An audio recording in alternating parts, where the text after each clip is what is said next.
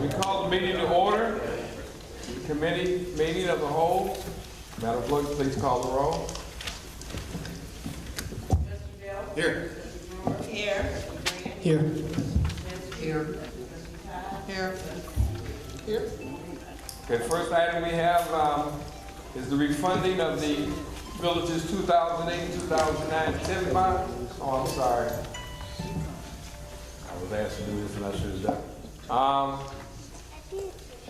I'll ask, first of all, I'm going to ask the board to add one item to the agenda, and that's the item to open the bid, sealed bid for the tank, the expansion tank.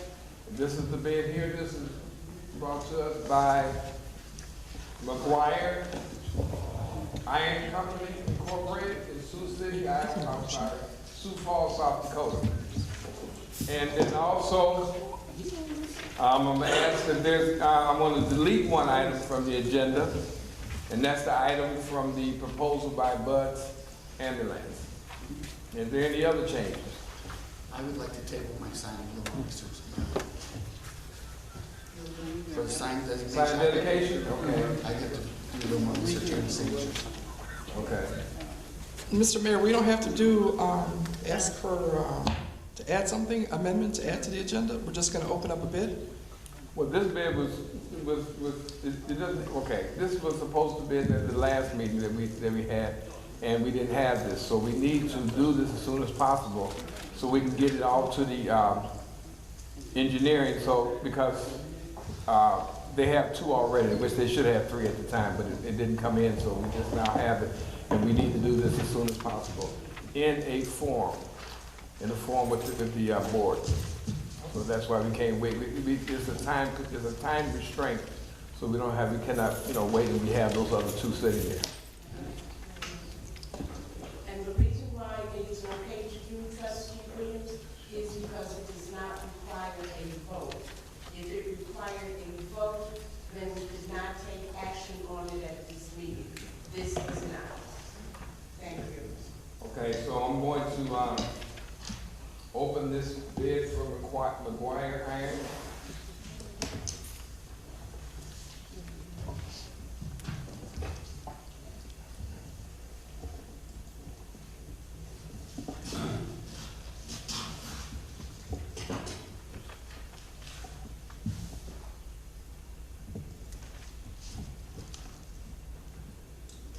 Okay, it does have a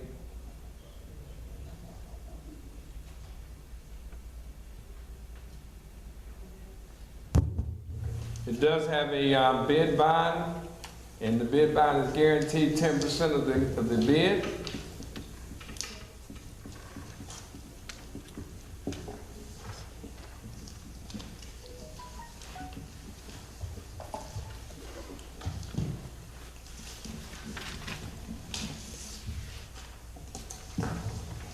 And the bid is as follows.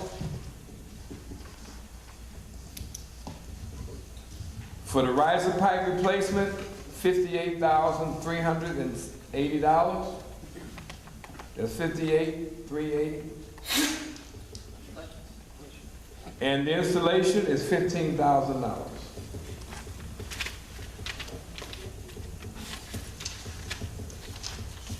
So that's $73,380 for the total bid.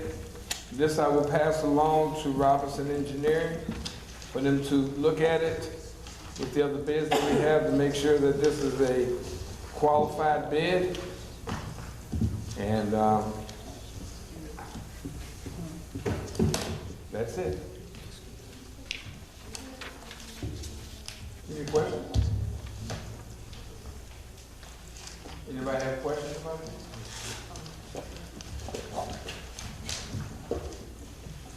All right, first item, I'm sorry, is the refunding of the 2008-2009 TIF bonds. We brought here today by Mr. Bob Bell and Mr. Chuck Durham. You guys can come right up here and you already know, speak loud and let the board know what you want to do with these particular 2008-2009 bonds. Good evening. I'm Chuck Durham from Cam Capital. We have been acting as the financial advisor to the village with respect to the most recent bond issues, the 2019 A and B bonds. Those bonds were closed approximately a week and a half ago. They were not to the market under Bernardi Securities, and we're glad to report that we got excellent results after the presentation before you last month. So took them to the marketplace, good results. That resulted in us also continuing to take a look at other outstanding bonds of the village, in particular 2008 and 2009 bonds. What we've discovered even going back some time was that there's some outstanding savings available to the village by refunding those bonds. So without further ado, I'd like to introduce Bob Bell for walk us through that, and then we'll both here answer your questions. Okay, good evening. I'm on the hot seat here. As Chuck had mentioned, we've got really good news in regards to the sale of the bonds a couple weeks ago, which just closed a week and a half ago. The results came back better than we had anticipated and better than what was presented to the board at the June 18th Committee of the Whole. So I wanted to go through that quickly and then go through the new savings opportunity on the 08 and the 09 bonds. And then in front of you, you should also have engagement documents, which is the same team that underwrote the last two bond issues. And we're recommending to keep the same team together for this new bond issue, and realizing that there can't be any action on that until the next board meeting. So with that, you should have a packet of information in front of you. If we turn to page 2,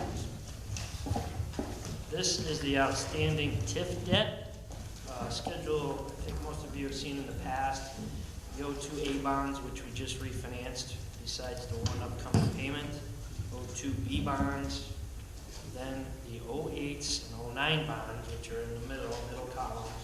You'll see the net rates on those, so those remaining interest rates on those two issues. The 08s are at 6.11%, and then the 09s at 4.61%. So those rates are much higher than the current bond market.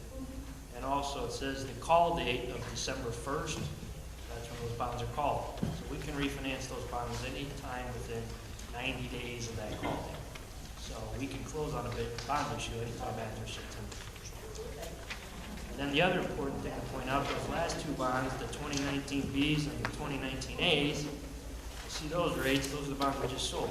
So 2.58%, 2.87%. When we were here in June, we had projected for the Bs 2.75%. We got it down to 2.58%. For the A's, we projected 3.15%. We actually came in under 3% at the 2.87%. Then the next table, just real quick, this is the debt service coverage. These bonds, as you're aware, are paid from the TIF increments, so TIF 2 and TIF 3. We're not assuming any growth. We're assuming there will be growth, but we're assuming just based on the current tax increment coming in, the debt service on those same bond issues I just went through. That far right-hand column there is the debt service coverage. So basically anywhere from 1.36 times all the way up to, well, really 9 times in that last year. So significant coverage from the TIF to pay back the debt service on all the TIF bonds. Next page, page 4. Where are interest rates today? This is a 10-year snapshot of the bond buyer index. Just to give you an idea, it's kind of the S&P 500 of municipal bond rates. So going back all the way to 2009, basically when those bonds were originally issued that we're looking at refinancing, which is on the left-hand side, all the way to the right-hand side of the page, which is where we're at today. And you'll see a drop in rates of near 100 basis points over that same time period. If you remember in 08 and 09, that's when the Great Recession hit, interest rates were much higher than they are today. That's why this refinancing candidate is out there.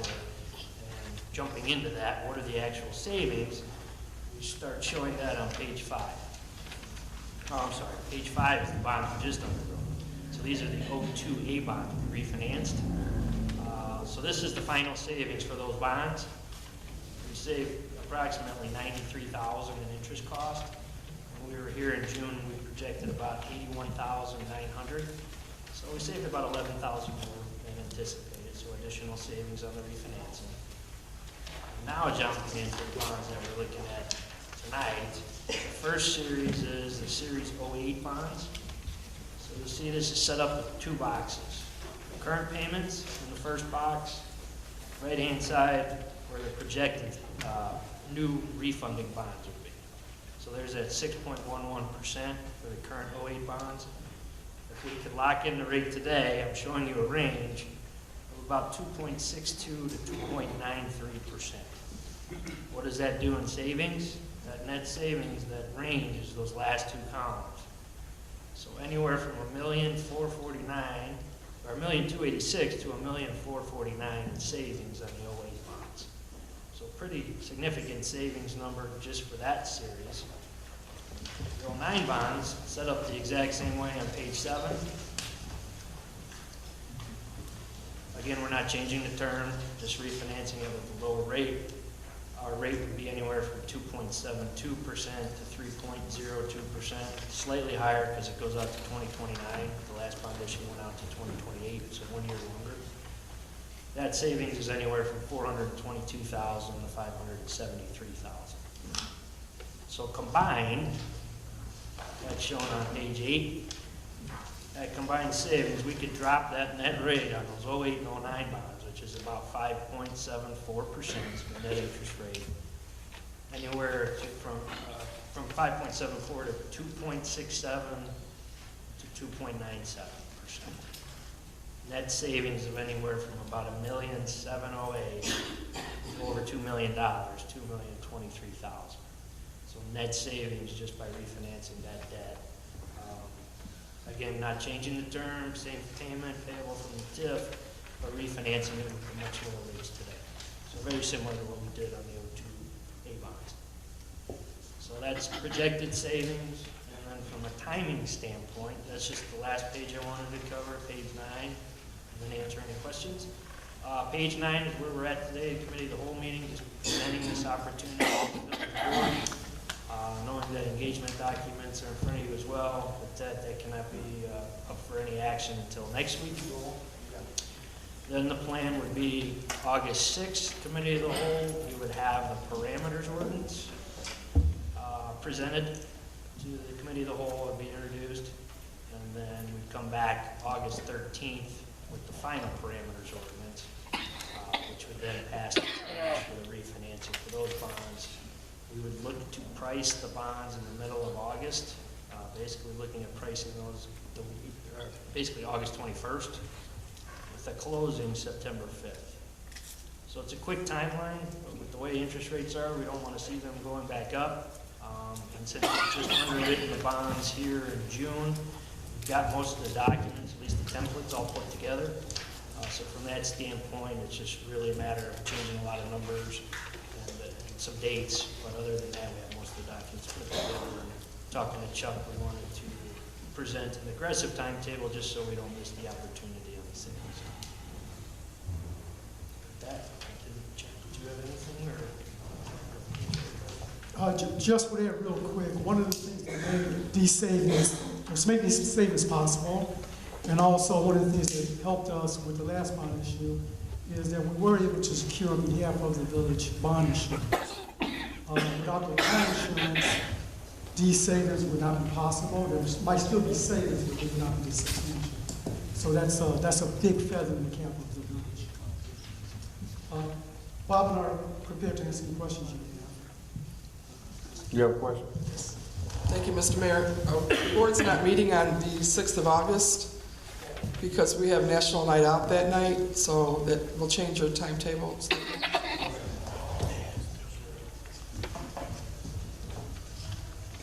Any other questions? When was the last time that we received bond insurance for the village? Has it been quite some time? Candidly, it had, well, yes, but then again, the last time the village had issued bonds was 2009. With the recession, even though you went out in the market, we have other clients that were in the market, similar in the south suburbs. And because of the Great Recession, there was great difficulty getting insurance for a lot of those clients. And as a result of that, they paid substantially more interest rates. So I think, in a sense, because the village is not a frequent issuer, it probably spared the village from being rejected by bond issuers during the Great Recession. Now, with the economy better, the village doing better, it became a lot more positive result. Just to kind of add on to that, back in 2008, 2009, there were 6 bond insurers. So from that standpoint, they were competitive. They were insuring a lot more bond issues. Now there's 2. And it's much harder to qualify for the bond insurance with just the 2 insurers. They have obviously more of a pick of the litter. The difference in getting qualification for insurance back in 08 and 09 compared to where we are today is much more difficult. So from that standpoint, kudos to you being able to get these bonds insured, and obviously that drives that interest rate much lower and increases that savings. Okay, I just wanted to say 2 things. One, thank you guys very much for the last one that you did and prepared for us.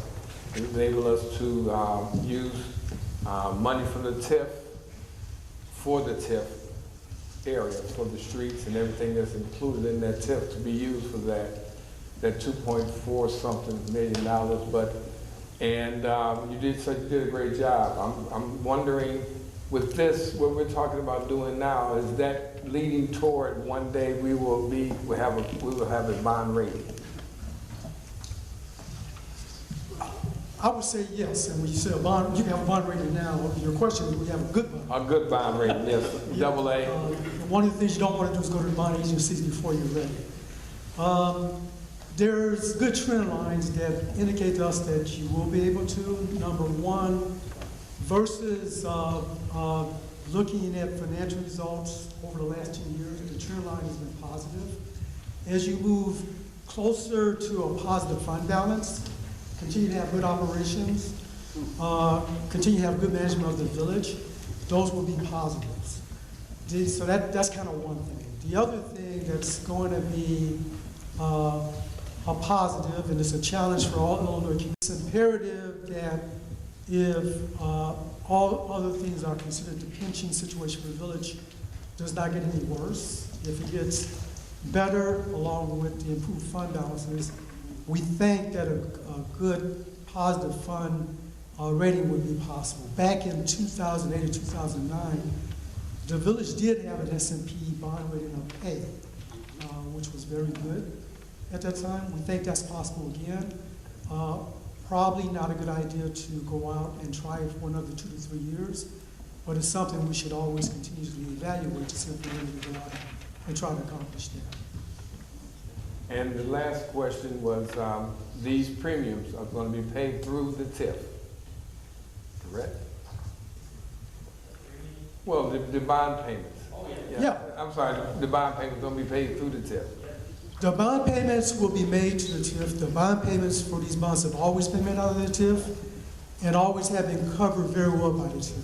So the TIF will continue to support them, and as a result of these bond issues with the savings, it's going to require even less of the TIF to support the same amount of bonds. So it's a positive. Yeah, and I'm sure they'll appreciate that too. Is there any other questions? Okay, then you're looking at the timetable on the 23rd that you want to, so in other words, you want this to be put on our next board meeting, an engagement letter, correct?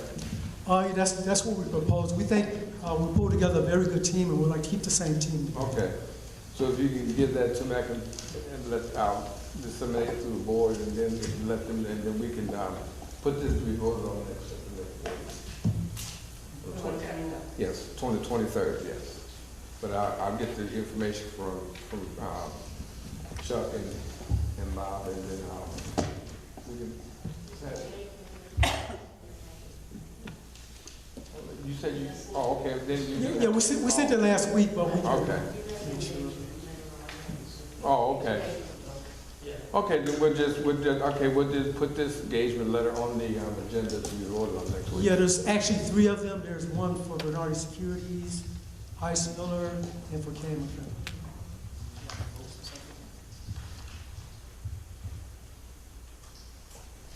Oh, okay. Yeah. Okay, and then we have to put all 3 on there then.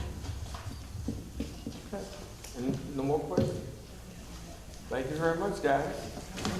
Good job as always.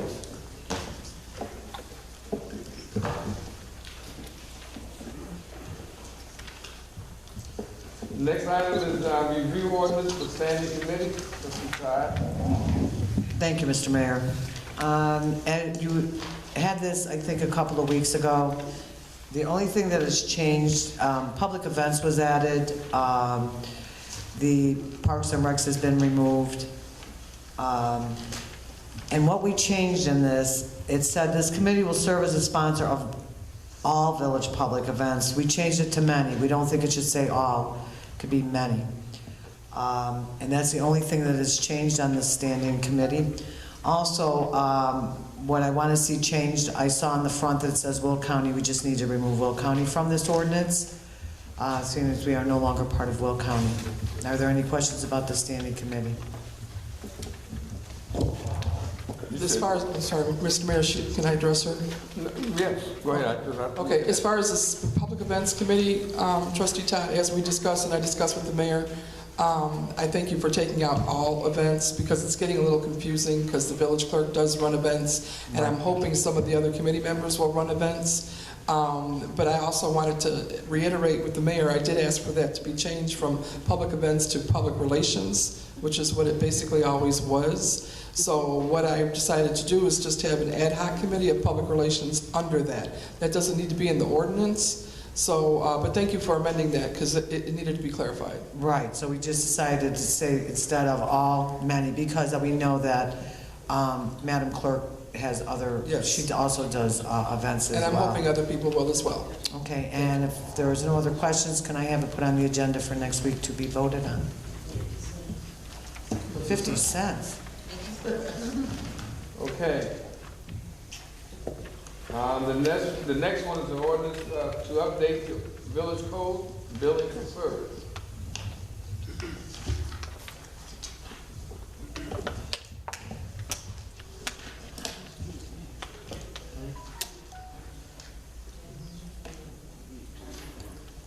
Oh, okay. I thought that was separate.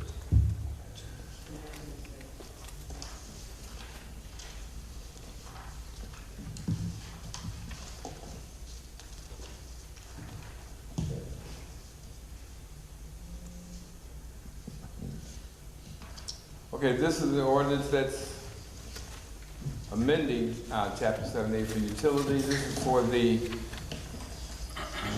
monthly billing. And it would be really you're changing Section 78-219. Utility charges shall be payable monthly for residential, institutional, school, and church users and shall be based on meter readings. Each user shall pay a minimum charge based on 4,000 gallons of water. I was going to ask that question. Okay, so it should be 2,000 gallons. I just was informed, not 4,000. 4,000 would be for 2 months of water used each month, each monthly period. It says here bi-monthly, so it would be each monthly period. Each unit in a multi-family dwelling shall be charged and billed as a separate user of water. So they're going to make the changes from 4,000 to 2,000 minimum charge because it's once a month, and it will be billed every month instead of every other month. Any questions? Mr. Mayor, on 78-20, it's also talking about, should it say 2,000 gallons? Because it's going to be monthly. I just saw that, yeah, and you're Okay. right. It did say 4,000. I just got through crossing that out, and it is. You're right, 78-20, it says there shall be a paid minimum charge based on 4,000, but that should be 2,000 gallons. Mr. Mayor, I just recommend that we get this information out there as best as possible for the residents so that they know it's going to monthly, because I mean, there will be. Correct. And when it's gonna take effect, Correct. once we approve it. Well, yeah, I mean, I'm sure it's not gonna take, when is the date? Today's July, No, is there a date on here? Oh, no, it has a date that, that will go into effect is not in here. When they go along with the CBIS contract, if and when the CBIS contract is approved? Well, they could disseminate the information, but there should be a date on here stating when this will take effect. Well, on the, This is gonna take more than that because some people, you're on a bi-monthly basis right now, so it will probably have to take effect in September. well, I think with this ordinance that we're talking, we're just saying we're gonna do it monthly. The next ordinance, which is the CBIS Direct, it'll tell you effective date. This resolution shall be in full force and effect upon its passage, approval, and publication. So that would address that it's gonna take effect immediately, but I'm sure it's gonna take a little bit, yeah. I would say, that's what I said, it should take effect in September because we still have people that, you have this month, which is July, so, at the end of this month is due. Then you got August. So therefore, I would think that it would be monthly, would start in September. Mr. Mayor, Yes. for clarification, we won't start the monthly billing until the CBIS contract is approved. I understand in that. operation, right? I'm just asking. I So the understand that monthly part. billing, okay. I understand that, but I'm saying, but you're voting now, you're discussing now whether to go monthly. Right. And when would you like to start that monthly? When the CBIS contract is. But when the CBIS contract, if it is approved, then you're still gonna need a start date. Okay, so if the CBIS contract is not approved, are you still going to go to monthly billing? That's because, That's up to the board. okay. So my question That's up to is, the board. I mean, first of all, like I said, CBIS is going to follow the lead of what is passed. right, They won't go monthly unless it's passed monthly. that's right. So therefore, it doesn't make sense to, wait for what they're going to do. We're going to tell them what we need for them to do. So right now, if we go monthly, this is just my suggestion that it starts in September, if it's monthly. If it doesn't go monthly, if the board next week does not vote on it, then it's a mute issue. CBIS will still be, if they vote on CBIS, will still be here, but it'll be bi-monthly billing. Okay, my question is, will we be doing the entire village on a monthly basis at the same time? Or will we stagger like we did before? Because my concern is, if the entire village gets their bill at the same time every month, the front office is going to be, twice as many people are going to be coming to pay their bill at one time. Okay, but they won't, the reason that I thought it was, the reason that you went monthly so they wouldn't have to pay as much. No, I understand. So, I mean, if there's more people, to tell you the truth, I hope that it gets inundated. And I mean, the more people pay their bills, the better it is. But the reason for the staggered billing to begin with, doing 2 different sides of the town, 2 different times, is so that not everybody's getting billed and therefore paying their bills at the same time. I'm just saying that's a concern that I have. If everybody gets billed once a month at the same time and has to pay their bills once a month at the same time, it could cause congestion at the windows. I know we have other ways to pay bills besides coming to the front. I mean, we could pay online, we could utilize the Dropbox. I'm just stating my concern is if, 3,000 bills go out at the same time and they're all due on the same day, that it may cause a problem. Staggered billing was a good thing, in my opinion. I mean, I have no problem. I mean, I'll put it this way.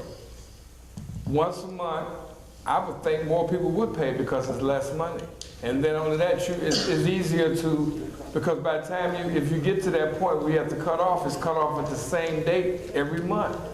It won't be staggered. If the date is a month after you're supposed to pay, then you're gonna start cutting off. Everybody knows they have a month or whatever it is before their water gets cut off. But if you wanna go, if the board wants to go bi-monthly and keep it the way it is, the reason that it was talked about so it would save a lot of people, it's just like anything else, you have your mortgage every month, so, I mean, it would be less of a burden if you have to pay less money each and every month. You have to just like anything else, you got a budget for it. As far as the people coming to that front window, I would love to see a lot of people there. I have no problem with that. Maybe I'm not making myself clear, Mayor. I'm sorry. Let me reiterate. I'm not saying that going monthly is not a good idea. I agree with that. What I'm saying is we stagger when the bills go out and when they're due. So if you have one half of the bills on the south side going out on the 1st and the other half going out on the north side on the 15th, you don't have all the bills going out at the same time, and you don't have all the people coming to the window at the same time. That's just my concern. I just want to make sure you understood my concern. Oh, I understand. I'm not saying we should not go to monthly billing. Well, I'm saying stagger.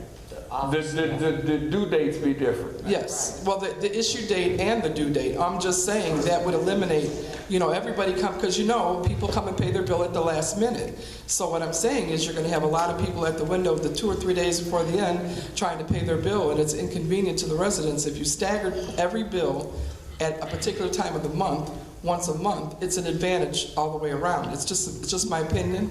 I don't know how the other board feels about it, but I've seen at the end of the billing period how there's congestion at the window. Now you're going to double the amount of bills that are going out and double the amount of bills that are being paid at the same time. Well, it's up to the board. I mean, I don't see the reason for it 1st and 15th myself, but it's up to the board. They're going to vote on it, so, I mean, but now, I mean, we can vote on it. I'm sorry. We're discussing it now. That's what we're here for, is to discuss it. And if you feel that you want to pass it on and have it on the agenda for next week to be voted on, now's the time to say something. Does anybody else have anything to say? I think that, so next week we're just voting on to actually change it to monthly. Yes. But we can also later discuss, whether it's going to be the 1st and the 15th, or all on the 1st, or all on 31st, or whatever the case may be. But just the monthly part, just for next week. Right. But, I mean, we should come back and discuss it, though, because, I mean, that is critical. It is a good point, but I think that we should discuss it again in a committee meeting. So what is it that do you want to discuss the 1st and 15th, or do you want to discuss the monthly? No, monthly's done. No, The monthly 1st and the done. 15th. So you're going to stagger certain things? Okay. I mean, I think we just need to. okay. Well, I mean, I don't know. So, you want I would say, we're going to pass this, and I agree, Trustee Grant, that, yes, we're going to get this passed. Once we do that, let's discuss how we're going to do the monthly billing. It's going to go to monthly billing. well, Do you want to do it in half, like you do north-south? That's something that needs to be discussed, but this will be passed. It's just how we're going to. right. And so also I think that we need to get Mr. Finch in here. So, I mean, his department, his front office, and let him tell us, can his employees, how will they be able to handle all on the 1st, all on the 15th, or split it up, and get his assessment on that. Right. Especially with shut-offs. Okay. Then, Madam Clerk, could you put on the agenda the resolution that we have here, okay, the ordinance that we have here, and we have to put the wording in there for monthly. And 2000. And 2,000, yes.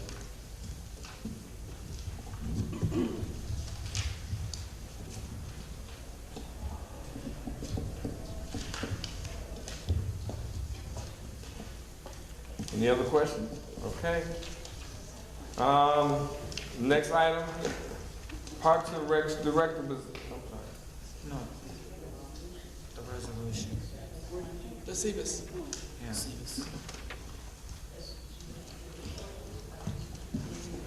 Okay, no, I see. I'm sorry. I'm dropping down. I'm sorry. I dropped down. Okay, the next one is the resolution to accept the one-year renewable contract with CBIS for utility bills. Mr. Mayor, it says it has Exhibit A, and there's nothing attached. I mean for CBIS? Okay, yes. Clerk, yeah. Thank you, Mr. Mayor, for allowing me to address that. We received a contract from CBIS very late Friday or the beginning of the day on Saturday. On the screen, it looks fine.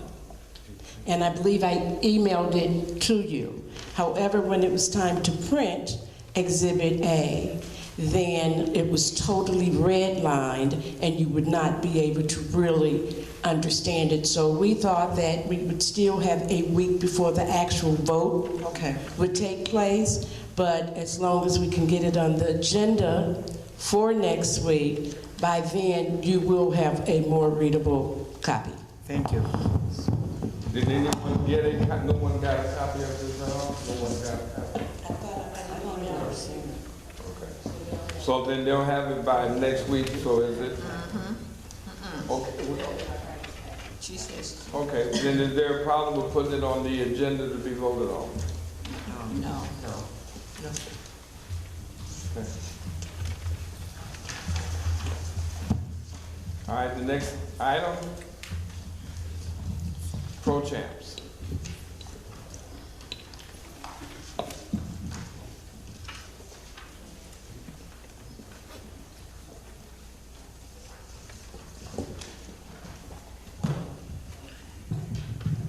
Thank you, Mayor, trustees, and audience members.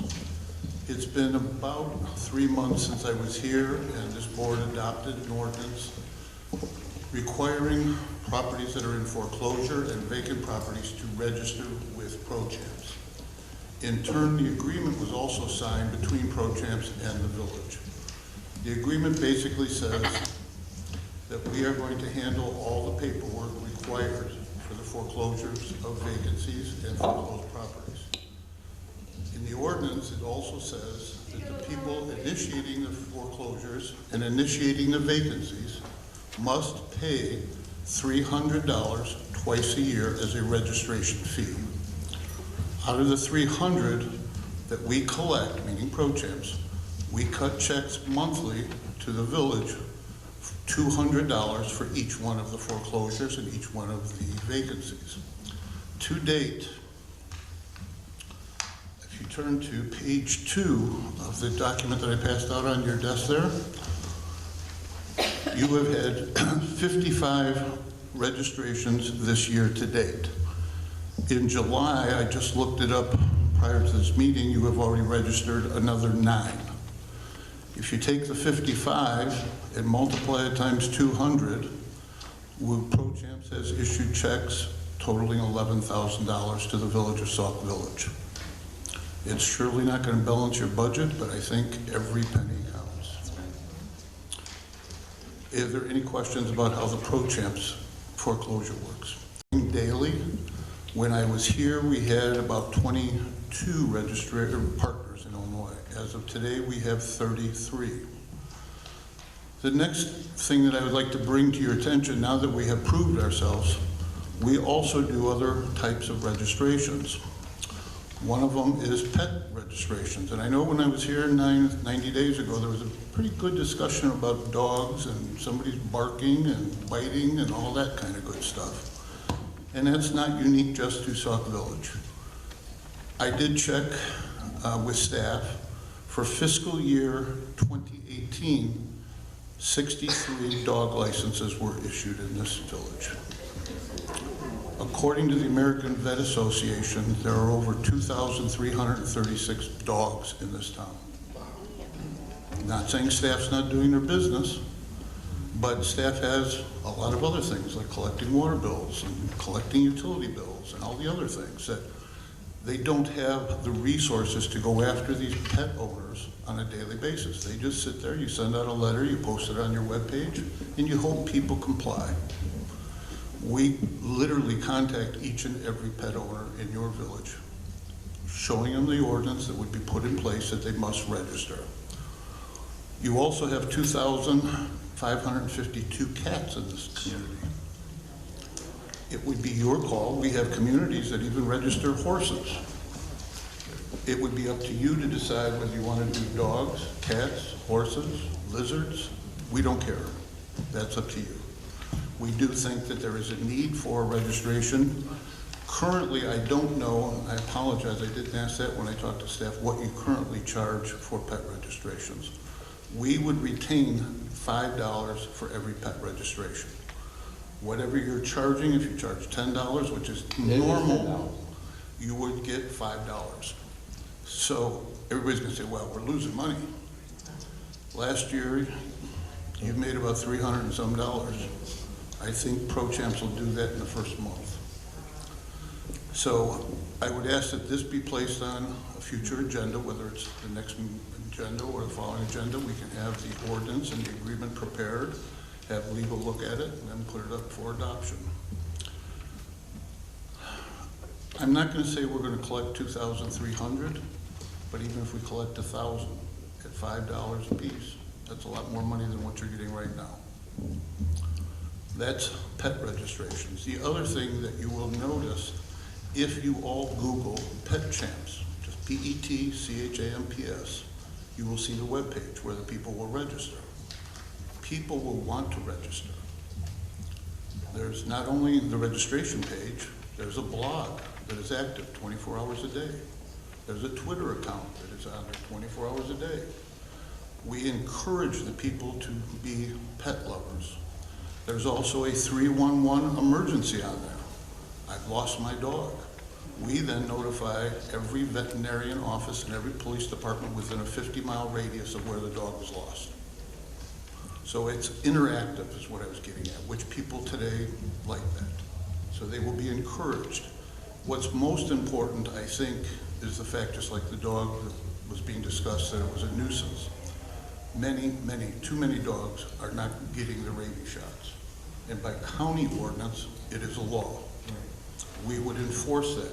And a lot that we do in the ordinance that you hopefully will pass, it will clearly say that the veterinarian doctors within this region must work with us and give us the names and addresses of pets that they are seeing on a regular basis. And then we contact them directly. That's Pet Champs. The next page actually gives you the breakdown. You've got 164 horses somewhere in town too. Now, that's a little ambiguous. It doesn't mean they're here. It means you have owners that have horses here. They may be housed somewhere else. But it gives you the breakdown of the dogs by the household. Your dogs, for example, that I said you have 2,336, they are in 1,460 of your homes, which is a considerable amount of your housing stock, considering your residential housing is about 4,200. So 25% of the people in their houses have dogs. That's quite a bit. I would ask you to turn to the last page. It's another program that we've had in place for a long time. It is a rental inspection certification ordinance. Everybody's gonna say, we can't do that, we're not home rule. You're not doing a registration, you're doing a certification inspection. Your neighbor, Linwood, has been doing it for over 15 years. They're not home rule. Not through us, they will be, because the staff and the board realizes it's way too time consuming for staff to be doing it. All that staff would have to do, we would gather all the information. Please use the mic. We would gather all the information of the rental units, the property owners, and it's up to the board to decide what other information we want to gather, such as, do you want the names and ages of the people living in the apartment, or just how many people are living in the unit? That's up to you to decide. We can ask and require anything because you're going to pass an ordinance. Currently, you have about 4,200 residential units in this town. Statistics shows that 1,900 are owner occupied. 1,548 are rental occupied. The state average is 35% of all communities are rentals. You're a little bit higher, you're at 45%. Not saying that's bad, I'm just giving you numbers. Your potential revenue, if you were to adopt a certification inspection ordinance, would be in the neighborhood of $100,000. Now you might be able to put an extra staff person on the front counter to collect that water bill money. Sorry, I had to stick that in. It also, most police departments love this program because it gives them the opportunity to go into apartments where they haven't been able to get into without a search warrant before. Because the ordinance will say that an inspector has the right to come into that unit once a year. And the reason they're going in is not to harass or to beat up anybody, it is to make sure your housing stock doesn't deteriorate. Landlords aren't the best at keeping up their properties, and they need to be brought up to code. So the code officer would go in, write up the deficiencies, and give them a certain amount of time to fix those deficiencies. A lot of times it's just as simple as you can't have 25 extension cords running around the house. Those types of things. It gives you more control of your properties in your town. That's what it does. We recommend the fee be a minimum of $100 and a maximum of $150 annually per unit. We retain $25 of the fee. And that's what I got to tell you tonight, folks. And I'm open for questions.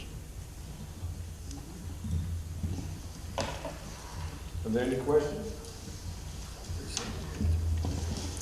I would close by asking, should I have our attorneys prepare ordinances and agreements for these two presentations, the pets and the inspection rentals?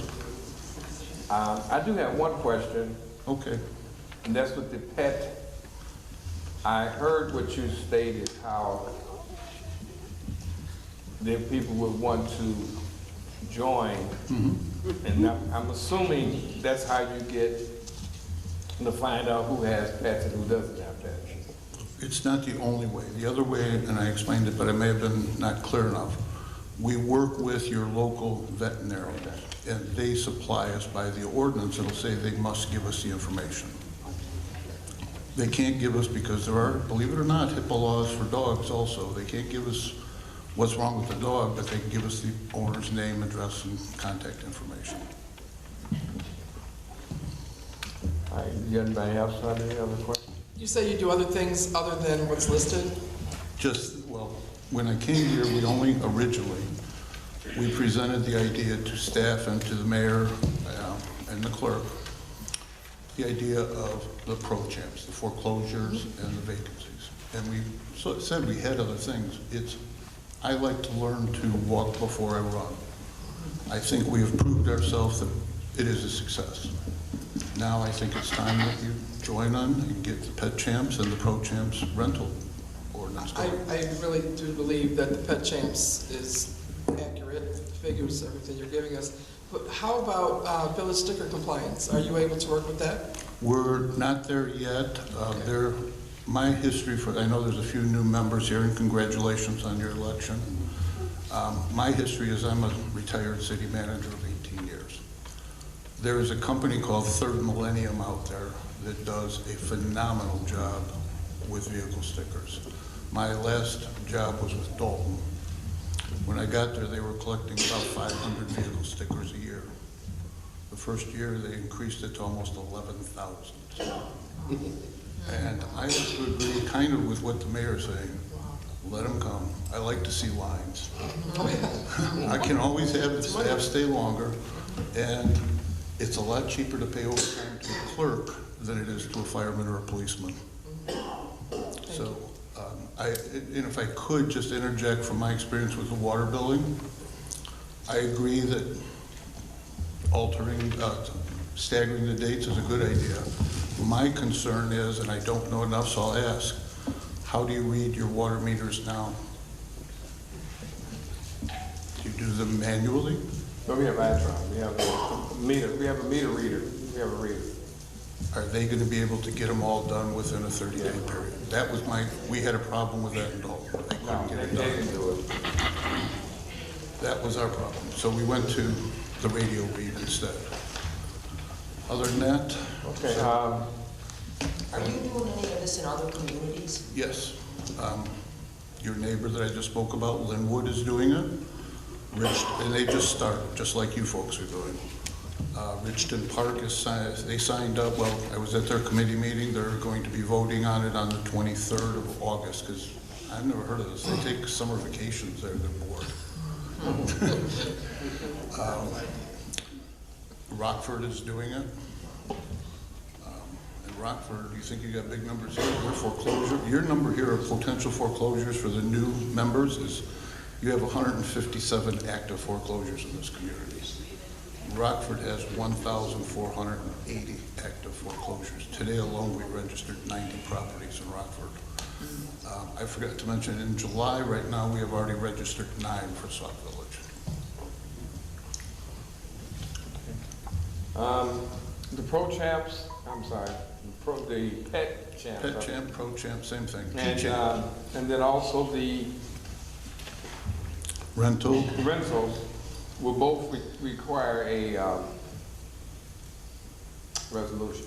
Ordinance. Ordinance. It needs to be a law, yes. Okay, so, Just like we prepared it for the foreclosure and the vacancy, we would be more than happy to prepare that okay, document. then if you can send that, and then we can, again, just have the clerk disseminate that through the trustees.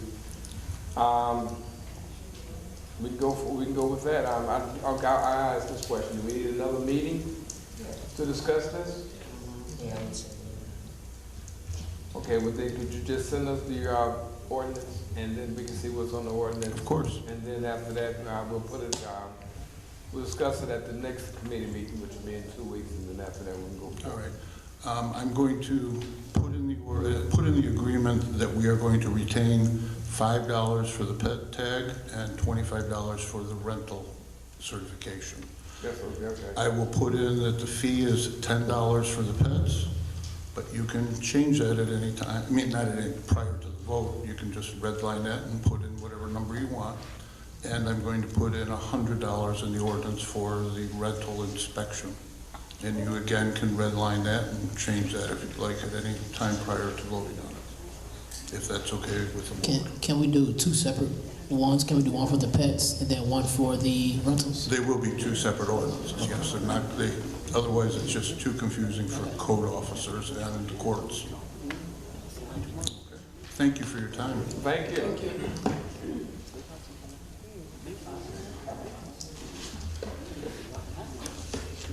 Okay, next item is a protocol for contacting the village attorney.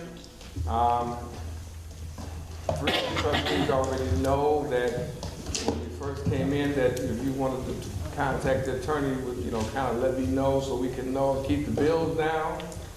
I'll see that I may have to put another memo out because our bills have doubled since April. Our bills were $7,000 to this particular attorney. And I just got a bill here, and everyone's got it. It went from $7,000 to $16,000. So we need to keep a handle on that. So if you need to contact the attorneys, please let me know so we can, and I'll put it out in the memo. We had it before, I'm sorry, it's my fault, I didn't put it out for the new trustees, but the trustees that were here already knew that, and they would, let me know if there's something that we needed to contact attorneys for. So right now it's getting out of hand, it's too much. It is, and that's really, if we keep going, who knows what the limit will be. So right now, it doubled, more than doubled than what we did in April, so I will put a memo out, and that's basically what I had to,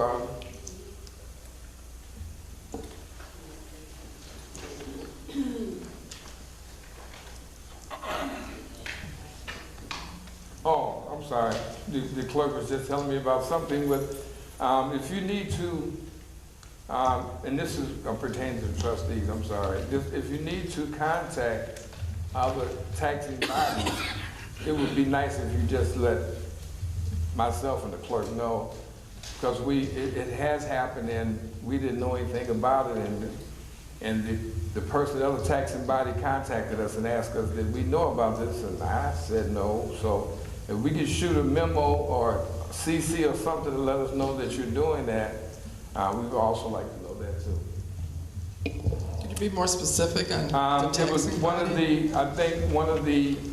someone talked to Dr. Lee and was having I guess an event, and she contacted the clerk and said, did she know anything about it? And she said, no, well, I didn't know anything about it when she told me about it. And she said, usually, you guys you guys being the clerk and the mayor is usually, you know, notified so we can, so she likes to deal that way, which makes sense. If she, I mean, she's the superintendent, she would probably want to deal with the mayor or the clerk to find out the clerk, so the clerk can disseminate it in the mayor so we can know about what's going on. So I'm just asking that if we do talk to another taxing body, that we at least are CC'd or notified that that's what you're trying to do, reach out to another taxing body. Okay. Next item is Parks and Recreation Director position. Thank you, Mr. Mayor.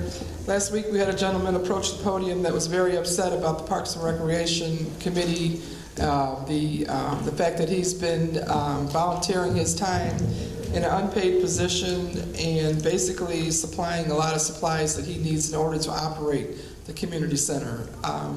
I can understand his frustration, and after the meeting, I asked him if he had applied for the job as the Parks and Recreation Director that's been online, I think now, for several months. He said he did, in fact, apply for the position. So my question is his resume being considered? Because as was stated earlier, the Public Events Committee is not responsible for all events. Many events actually runs through the Parks and Recreation Committee, of which we no longer have a Parks and Recreation Committee. So I'm a little concerned because as a volunteer, this particular individual can only do so much, but there's so much more that needs to be done and can be done. So my question is, are we, as a village, are we considering this application? Does he need to resubmit an application? Has anyone other than him submitted an application? Because at this point, we do need to get our Parks and Recreation back in order. We have several events coming up very soon. We've got the corn and dog roast, which is usually Parks and Rec. We've got the trunk or treat, and we've got Christmas tree lighting, and many events coming up. So basically, I wanted to address the fact that the gentleman came up and he had a very valid complaint. So could you address that, please? Okay, are you looking, does it sound like you're looking to pass that on if there is such a person? Well, yes, I'm asking, Okay, has anybody applied, and if they have? No, I understand that part. I'm just saying it looks like you're looking to, if that person does exist or that position is filled, you're looking to pass the corn dog roast and the, I guess, trunk or treat and Easter egg and all that other stuff on to it. Well, when we first talked, Mr. Mayor, you said you weren't expecting public events to do all of those. I did send an email out to everybody, including taxing bodies today. Everybody got the exact same email about the next upcoming events and the fact that I will be having a public events committee later, which I'll talk about later. But that email that went out early today went out to everybody, including taxing bodies, and that are coming up. What would you like to be a part of? Which event would you like to champion? Because the Public Events Committee doesn't have a budget, and I can't expect my volunteers to do everything that we get ready to do. So that email did go out earlier today. So in the answer, I think the corn and dog roast, if I'm not mistaken, comes up in early September, Mr. Mayor, because I know you've done it. Okay, early September. So again, yes, I am asking to see who's going to champion those events. So there's no conflict. So you are asking that if that happens, that this person take that? That's the only question. This person, if a person is appointed, and if not, then we have to decide as a board who's going to champion that event. Okay, because that's all I was asking was, you know. Yes, I did have two. I was trying to hold out, and I will interview the two because I'm looking for a little bit more than just one thing. The gentleman that was doing the Jim is doing a yeoman's job, and you're absolutely right, and he's absolutely right. If I'm going to bring somebody in to do that position, I would quite naturally ask the person that's actually doing it, not just let him know what the duties and the position will entail.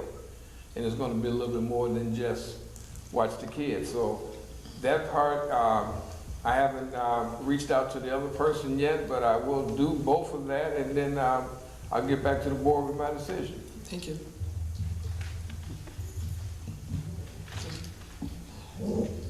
Okay, is that all for the, okay, the next one is the removal of the copy restrictions for elected officials. Thank you, Mr. Mayor. The reason I brought this back to the table is because the first month I was elected as a trustee, and we agreed that we would be limited to 100 copies. 2 weeks into July, I was unable to make copies.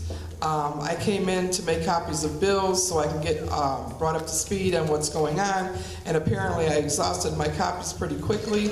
When I came in here to do my committee meeting, fortunately it was 5 minutes to 5, and there was a staff member here that could make a copy of my agenda for me. If that staff member wouldn't have been here, I wouldn't have had copies for my agenda or my minutes because I was already restricted within 2 weeks.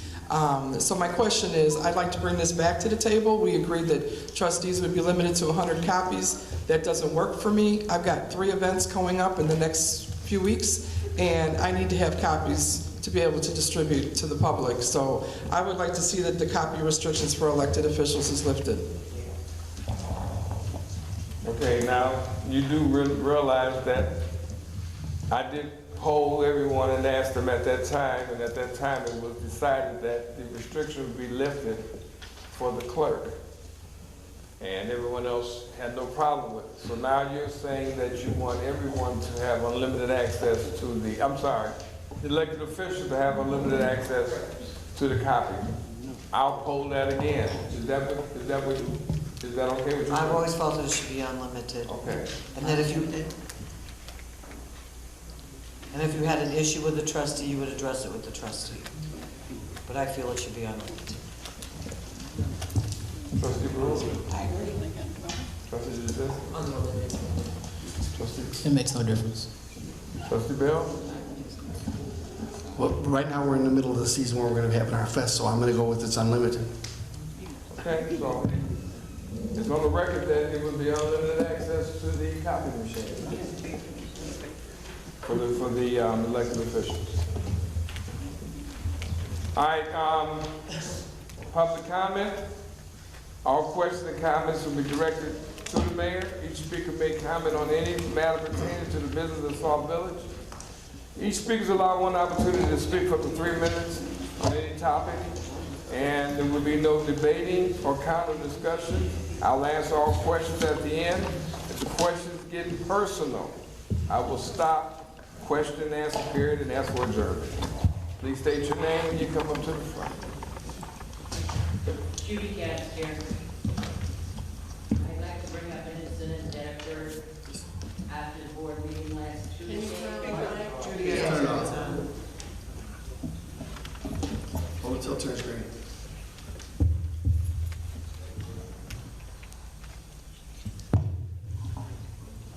I'd like to bring up an incident that occurred after the board meeting last Tuesday. Upon leaving the building, it was completely dark outside, difficult to see. As I inched to my car and got in, I started backing up, and I don't know what made me stop. And then I started inching back, and finally, I saw a garbage bin behind my car, all over to the side. Had I not stopped and inched my way back, I would have hit the garbage, which was full. When I pulled in, there was nothing there. When I left, there was no car to my right on the passenger side. I was gonna cut my wheel and just back out and go. Had I done that, I would have hit that bin. After I finally got out and I met with friends, and I told them, you'll never guess what just happened to me. And I told them about the bin. One of them said she was sitting in her car and she watched an employee put the bin there. I didn't think much of it at the time, but the more I thought about it, I decided to make a police report. Because the more I thought about it, the more I thought, what was the intent? What was somebody trying to do to prove? Why would they do something like that? So I did make a police report. The witness also was there. Other people were there that saw the garbage can behind my car. And the incident report I picked it up, and it does mention a few things in it that I disagree with, but in its entirety, I agree with it. It is what I said. It is what happened. And unfortunately, due to the darkness or whatever reason, there is no camera back there, or there wasn't one at that night. But I think an employee that will do something like that, again, what was the intent? What was hoped to gain by doing something so childish? And I feel that you, as the mayor, need to look into the situation and see exactly what happened and who did it and why. And if you're interested, I'll be glad to help.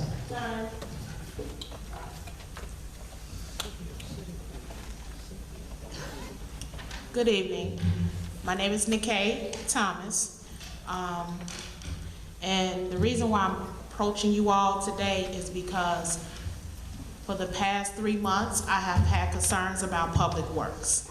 I was hoping the supervisor would be here tonight, but the main issue was when I first came here 3 months ago was regarding the trees in the Sauk Village neighborhood.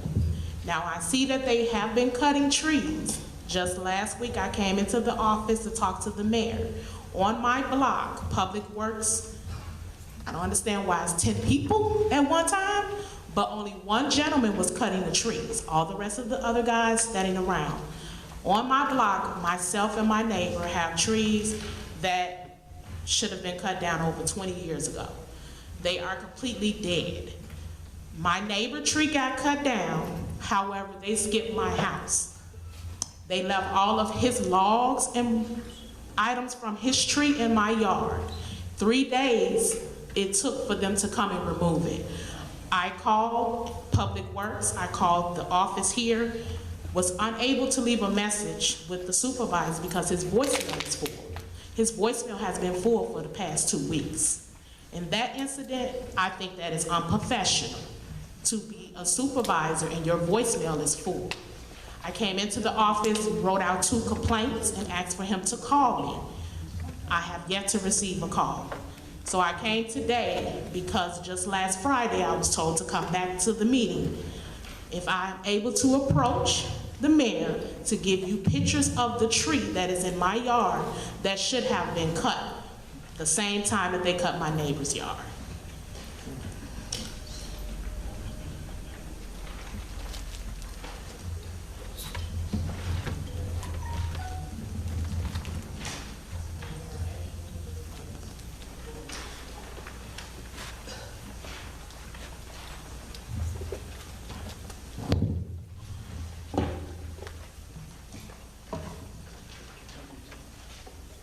And I've been at that property over 9 years, and the 9 years, not one leaf, nothing has grown on that tree.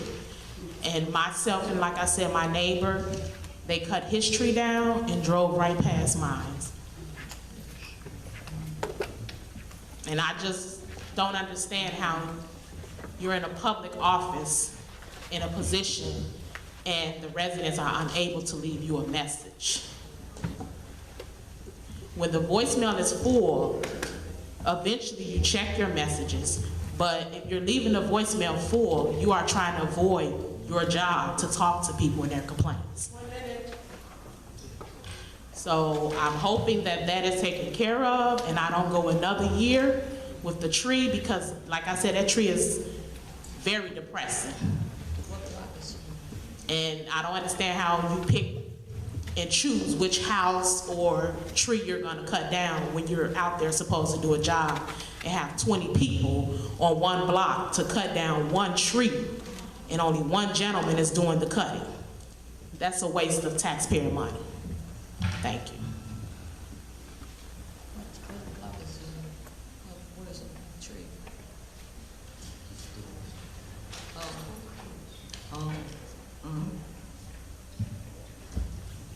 Nanette Wargo.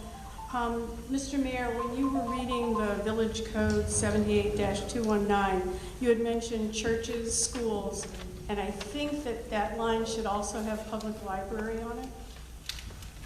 I know we had had an issue once before, and the town had said that they would put public library in that line for billing of water and things too.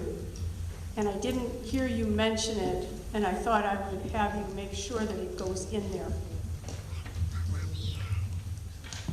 And that is it.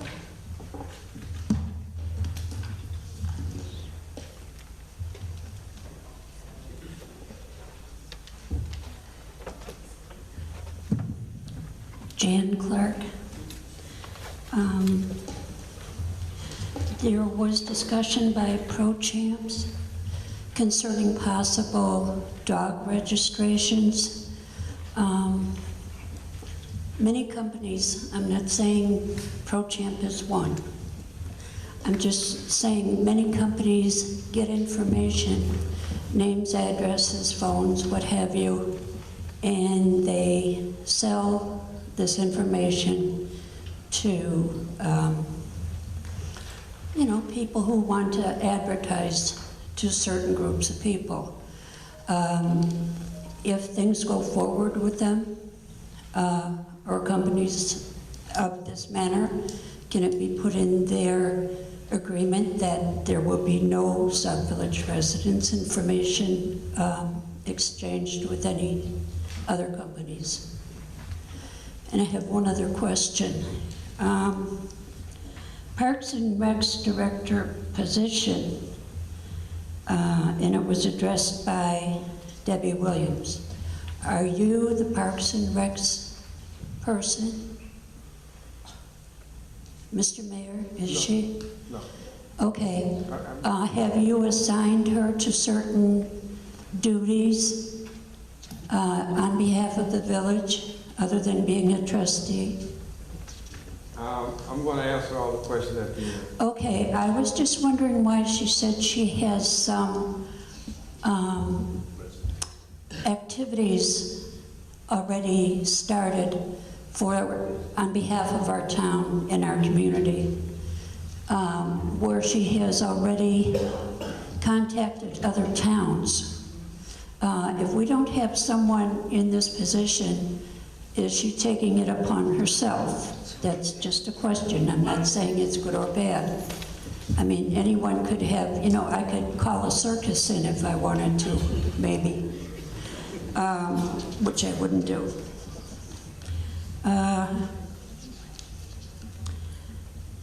That is my concern about tonight's meeting. Oh, and the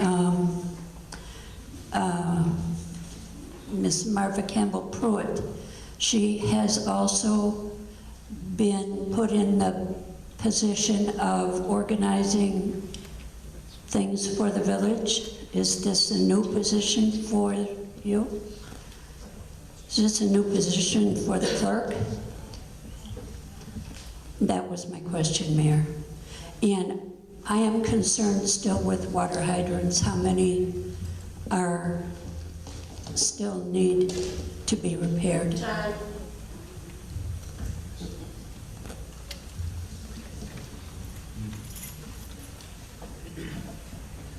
Good afternoon, everyone. My name is Larry Sack, and I want to first commend you all on the manner in which you've conducted yourself today. I hope we see more of this.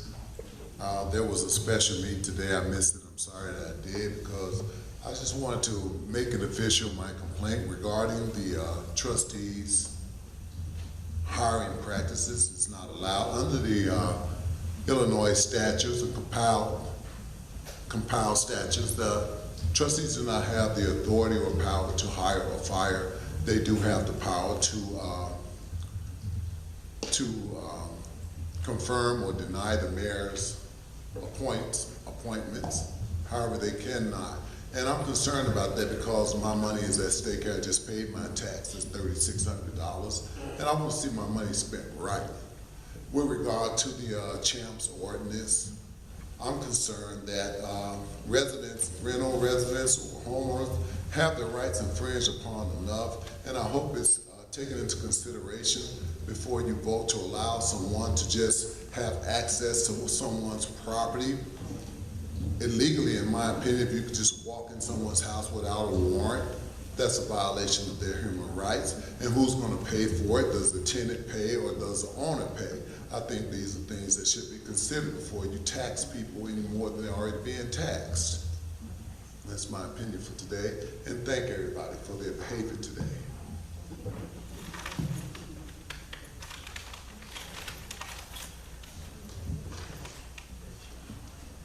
Good evening. I was here last Tuesday and Johnson.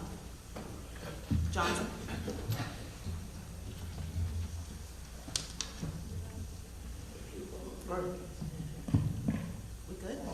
Okay. Thank you. Good evening, everyone. All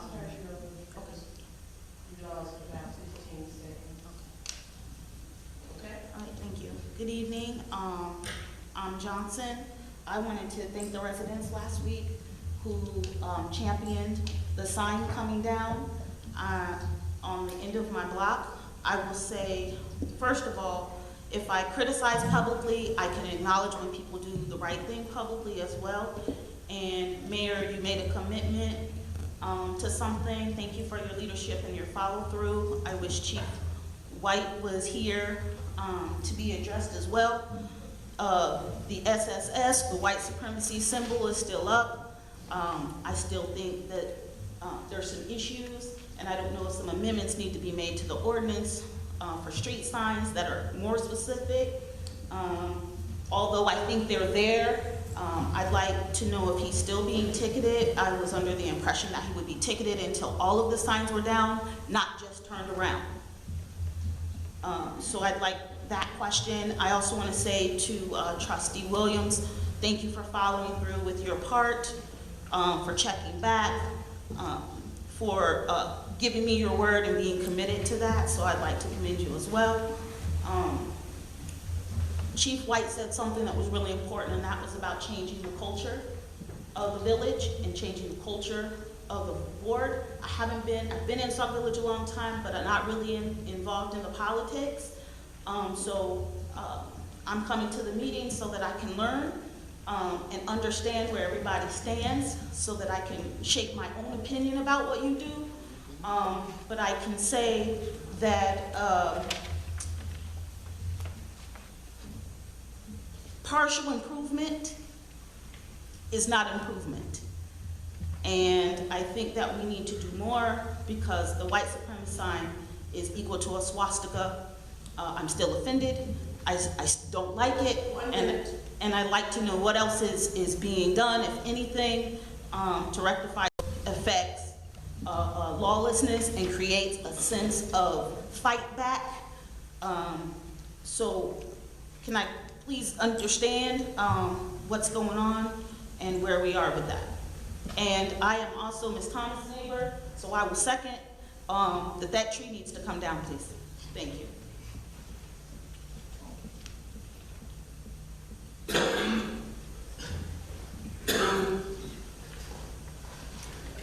Good evening. I'm Yolanda Warner-Lewis. I'm speaking into the I just want to thank you guys first. I'm sorry. Your name? Yolanda Warner-Lewis. Lewis? Warner-Lewis. So I wanted to just thank you for, I was here several weeks ago in regards to the water main hole that had sunk in front of my driveway and cracked my driveway. So you put a nice horse there, which now is impeding my ability to get into my driveway. So I was just wondering how long will the project take for the repair of that manhole cover that has recessed in the curve of my driveway? Was my first concern. Then I had another concern. I was wondering if I could make amendment to one of the ordinance. I have here number 0420. Not very familiar with any of this political stuff, but it has to do with sheds. I had an issue where I had a shed being delivered and it was intercepted because it was 24 inches too high. I just want to say that in the back of my property is wetland. That shed will not impede anyone. It will not affect or is not detrimental to any resident in the village of Sauk Village. So I was wondering if, I would like to make amendment to the ordinance that has 150.023 in regards to the size of a shed. It says the maximum height of the shed should be 10 feet. Mine is 24 inches higher than that, so I would like that to be changed to 12 feet. 1 minute. Also, in regards to the foundation, says it should be of concrete. I would like to add to that concrete / pavers of not less than 2 inches thick, because the shed that I have has a very good flooring and has its own anchoring system. One other concern was, I wasn't sure if this ordinance was even effective. It was dated and May 11th, 2004. As I was skimming through the website, I read ordinance 13-07, section 3, stated that all codified ordinance of or general and permanent nature enacted on or before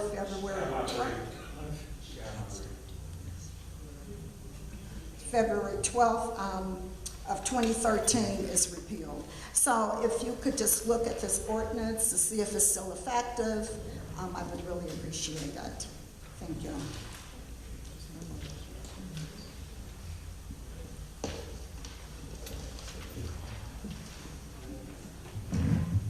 Heidi Parker. I would like to get back to the Parks and Rec position. I think it's a shame that it's almost the end of July and the position has been posted for several months and no one has been hired. If someone approached Ms. Williams, Trustee Williams, why should she not bring it up and ask about it, since nobody else seems to be concerned? Also, what I believe that the trustees are doing, they're doing the right thing. They get the village back into shape. For the past 2 years, I'm afraid things have gone without supervision, without approval of the board. Monies have been moved without approval of the board. I remember you standing in town hall meetings and blasting Mayor Hanks about removing money from the waterfront. I would like to know how many times you have taken advantage of that. And now you're having town hall meetings again. Election must be coming up, right? Okay. We'll be watching.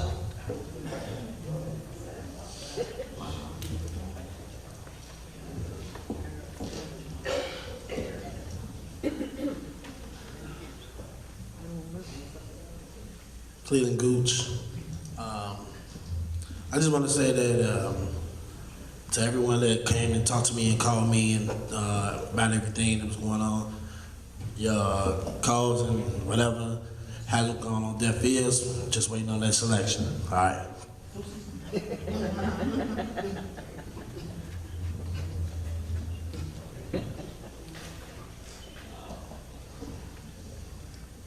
Okay.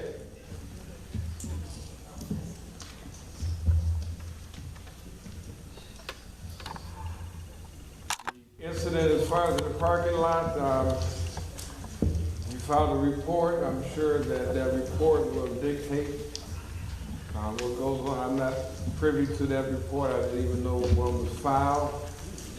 As far as the trees concerned,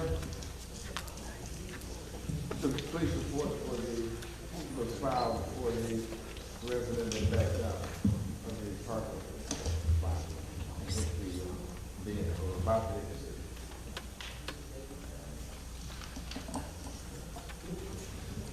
I had to take it. As far as the person that talked about the trees, I just wanted to let this person know I did give that information, and I'm sad to see that tree is still up, because I gave the information to the Public Works Director and instructed him to do something about it. When I got this, when I was up front, at the front counter, I saw you there, you told me about what happened, and I passed it along, so tomorrow I will find out why that wasn't done. The last thing I remember, though, I'll say this much, when I talked to him about that, and then I asked him, was it taken care of at that particular time? It was maybe 2 days after I instructed it, and he told me that our chipper was down. And our chipper and our lift was down. So now it's been fixed. And you're saying right now this is still up, so tomorrow I will find out what happened with that. Because he, if it's back in service, then why is it still here? So I will look at that. Sorry that the voicemail is full. I will look into that also.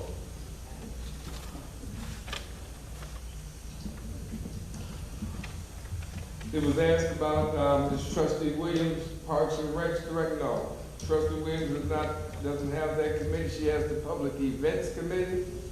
So, but she does do public events, and some of those events at one time was part of Parks and Recs. So that's what that is. But no, she's not Parks and Recs Director. She is the Public Events Coordinator, and that is her committee. As far as fire hydrants, we're waiting. We do have fire hydrants in stock right now in the village. I also talked to the Public Works Director about that. And we're trying to find out what our capital money, when that's going to start coming in, and how do we get to go and start doing these things that we need to do in the village with infrastructure, fire hydrants, and everything that was itemized in that capital bill. So that's something that, as always, you wait on the state to tell us, okay, we can spend the money and we're going to get reimbursed. I don't want to spend money and not know if we're going to get reimbursed. So I've been waiting on that cause. The young lady that talked about the sign, first of all, I want to say thank you, but I'll put it this way, without going any further, that person is still being ticketed daily. And the courts are going to take charge of that. Until you just said something, and that's something that I never knew until you just spoke, that those S's meant that. I did not know that. I did not know that. I never knew that. I just thought it was, so I did not know that that's what that meant. So, but I'll just put it this way, the courts are going to take care of it. And the person that wanted to driveway, I would suggest, and I'm going to have to find out when the next zoning board meeting is at, because you have to petition them for an amendment. The board does not do that. You have to petition them, let them know why you want it amended, give calls. They listen to it, they bring, and they forward that recommendation onto the board. So the zoning board, they meet periodically. I don't know when the next one is going to be, but as soon as it is, I will make sure. If you leave me, well, I know where you're at, so yeah, I'll let you know when the next zoning board meeting will take place. And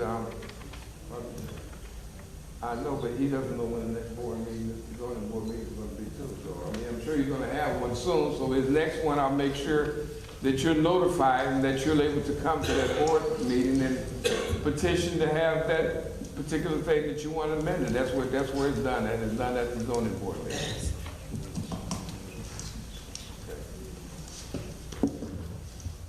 That being said, are there? The shed. The driveway, I'm sorry, I'm sorry, the driveway, I forgot that was the same person. Okay.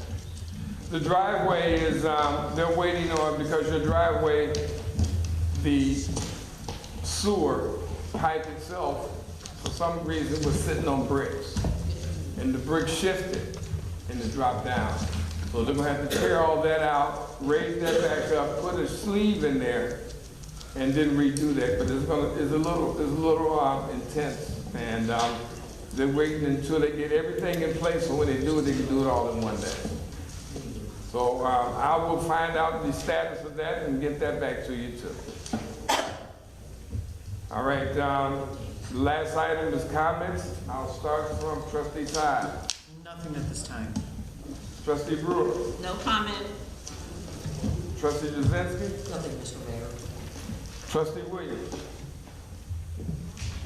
Thank you, Mr. Mayor.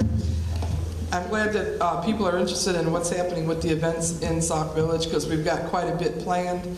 I was appointed to the Public Events Committee, so we are going to be actively looking for people to participate not only on the Public Events Committee but also in the public events.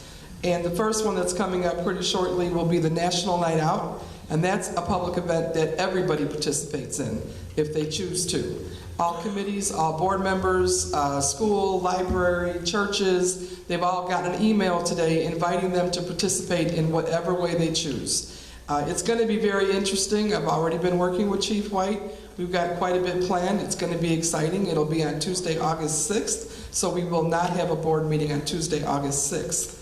3 other events that are already in the works is, number 1, on July 27th, we have a generational wealth seminar, education empowerment series in partnership with the law offices of Mario A. Reed. This will be a 3-part series, and the first one is going to take place on Saturday, July 27th from 11 to 1 p.m. in the Sauk Village Municipal Center. Learn about wills, trusts, direct beneficiary tools, how to help your loved ones ideally avoid probate court, and more at this free workshop facilitated by Mario Reed. He's done these workshops in the Sauk Village quite often, and believe me, I learn something new every time I attend one. The next thing we're going to be doing is the robotics workshop on August 17th from 1 to 4 for youth ages 9 to 13. This builds Mindstorm's robots, visual programming using Lego EV3 software. Program and use the different sensors, learn gears and gear ratios. There's only a spot for 20 youth at this event. I highly encourage that people jump on this as soon as possible. This is a very exciting event, and I think every child aged 9 to 13 better hurry up and give me a call because only 20 spots are open. And then we have the Cook County Commissioner Donna Miller, Cook County 6th District, in partnership with Cook County Sheriff Tom Dart, along with Sauk Village, are hosting a recycling event on Saturday, August 17th from 9 a.m. to noon, and that would be outside the Village Hall. We will be recycling medicines, document shredding, electronics, only 1 TV per household. So it's very important that we start assessing now what we can get rid of on August 17th, because rather than throw it in your trash bin or rather than dispose of your prescriptions a different way, I would appreciate them if you would bring it to the Village Hall on Saturday, August 17th. Between the hours of 9 to noon. And again, as far as National Night Out is concerned, if anybody would like to participate as a volunteer or has any ideas on what we could bring to the table to bring this community together, I'm all ears. Thank you.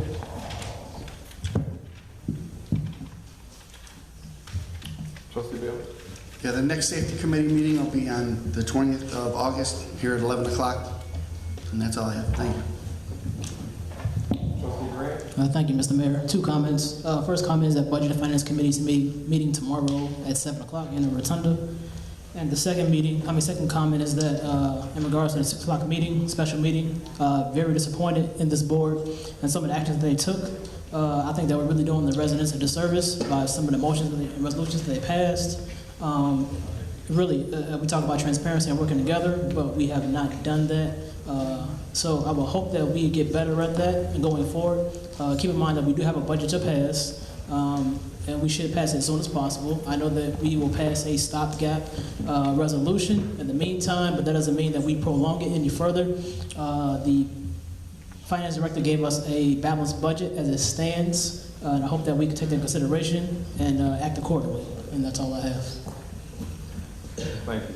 Only thing I have is that someone alluded, this is not the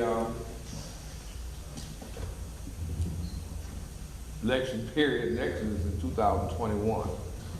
But I will start doing town hall meetings, and the first one will be this next Wednesday, a week from tomorrow, here at 7 o'clock.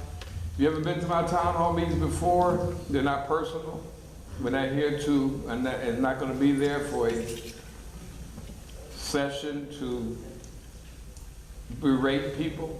We're here to answer questions, deal with problems, and talk things out. If you've been to my meetings before, that's exactly what, when people started getting personal, I ended it or asked the person to leave. And that's not what it's about. I'm not here to talk about another person or anything. I'm here to solve problems.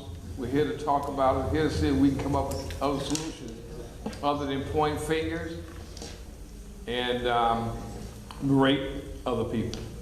That being said, I ask for a motion to adjourn. So moved. Second.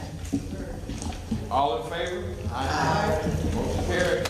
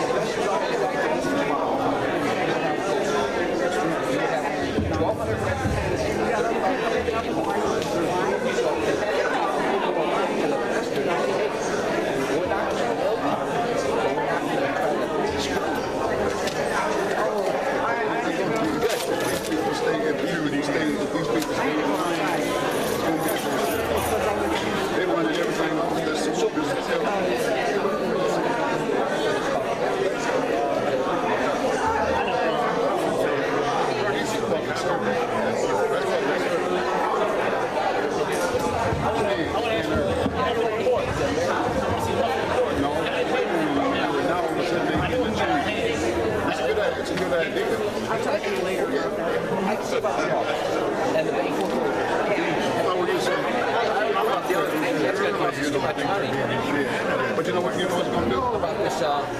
Main Street is going to start inspection, right? Then this guy wants to jump to $100 and come inspect it. I said, yeah. And then, no, absolutely not. Yeah.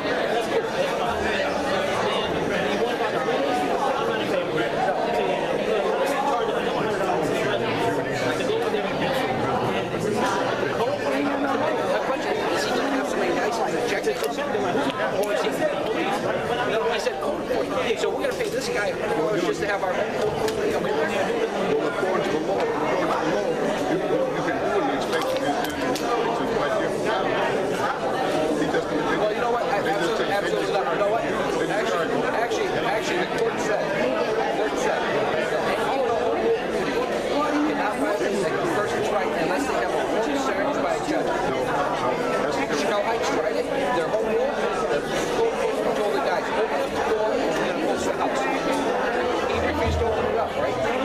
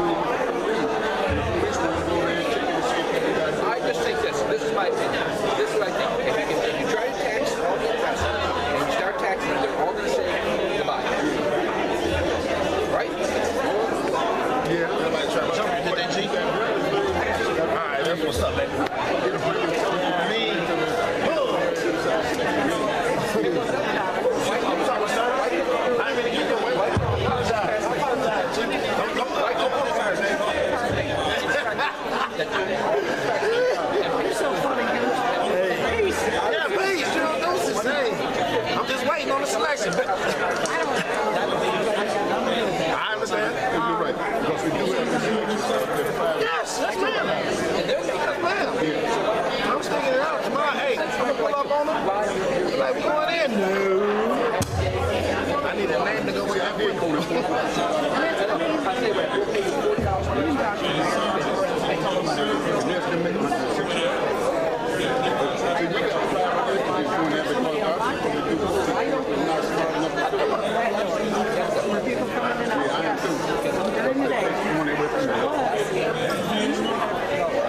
I went ahead of him.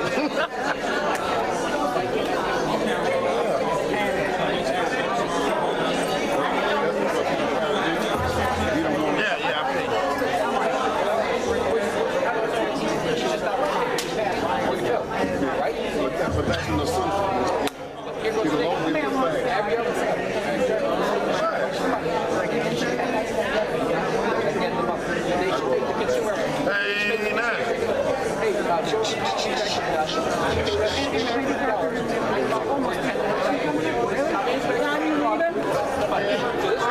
I'll see you later. The reason why they got the private, the reason why they got the private is private. Really, I'm talking about Canada. I guess, people say Wasn't gonna let me move into my house. But we had just built a bathroom in there, and then put that exhaust. So she said, like this, look at my hand. She said, look at my hand. She said, do you want to move in tonight? I said, that was like almost situation to make the man.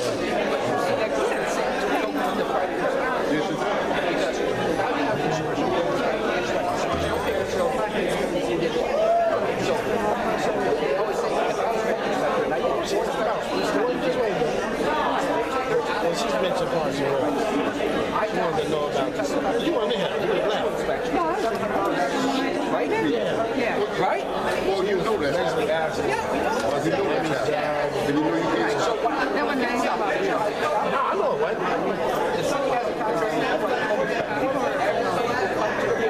They can't see. What's stopping? I forgot to say, y'all all are welcome to come see. I forgot to say that for my See you next week. If the city doing it, no one people now. I get up every week and say something. And just keep it up.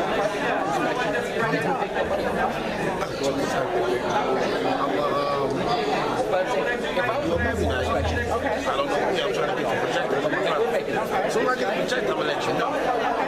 So you walk by me like riding back. The light's still on. Not in the gym, I'm going to be like in the viewing room. Yeah. I already, some of the kids like, when you going to start? Are you going to start? I say, I'm probably going to, I might charge y'all, I might not charge y'all, but I might charge for concession or whatever. I'm still going to get it. I ain't taking it out. The certificate out. We wasn't getting any money.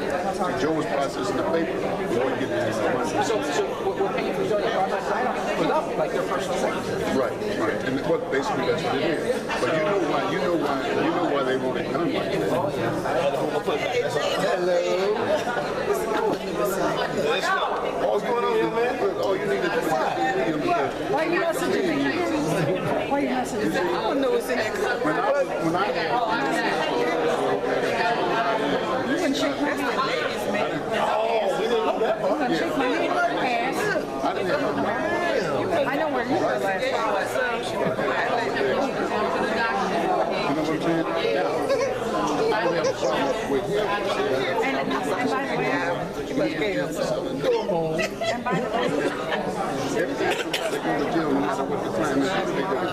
And I'm like, bad judgment. If you feel somebody that the judgment was bad, but you couldn't find that she was part of this.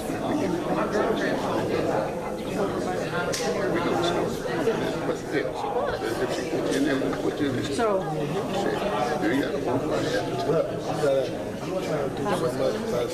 she got a lead on it wasn't in a spot, it was in a straight spot.